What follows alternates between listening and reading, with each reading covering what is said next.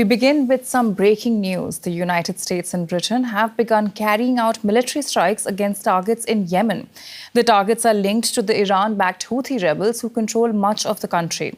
Explosions have been reported in the capital Sanaa and elsewhere. The Houthis have been attacking shipping in the Red Sea for weeks now.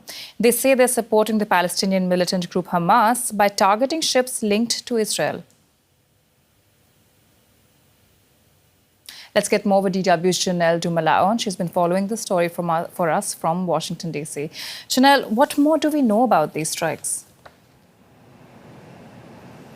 Well, the White House has now confirmed these strikes. So there is now an official statement from the White House saying that the U.S. and the U.K. authorized these strikes along with other countries mentioned in the statement. So Australia, Bahrain, Netherlands, Canada among them.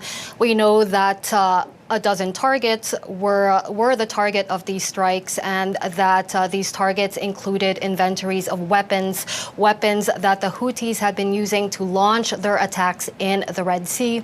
So the emerging objective of these airstrikes from the U.S. and its partners appears to be able to send a message to the Houthis saying that the U.S. and its partners can and will act to kneecap Houthis' capabilities to launch these attacks which have not only crippled international shipping, but also raised the specter of a wider war in the Middle East. Now, in the statement that the White House released, President Joe Biden also said that the U.S. will not tolerate attacks on personnel or allow hostile actors to imperil freedom of navigation, and that Biden will not hesitate to act and direct more protective measures to this end. So that clearly means that this could be the beginning of what could be a drawn-out process, even as Biden is already starting to garner criticism from various corners for acting without Congress on this, and again, amid fears of the U.S. being dragged into a larger Middle Eastern war, something, of course, which the U.S. has some experience of. So clearly a warning to the Houthis, but these attacks have been going on for weeks now. Why is this coordinated international response coming at this point?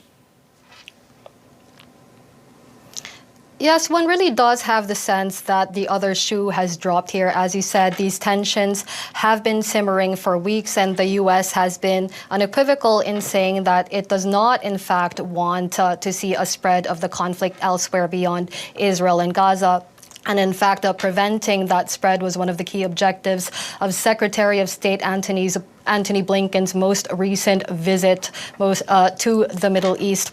But clearly, the U.S., along with the U.K., has decided that it has been pushed into a position where they deemed that a response was necessary, that their hand was perhaps forced.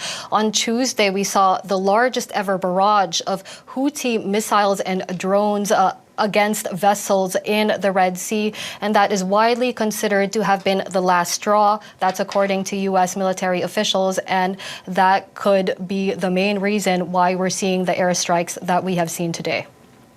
DW's Janelle Dumalao in Washington, D.C. Thank you so much for your reporting.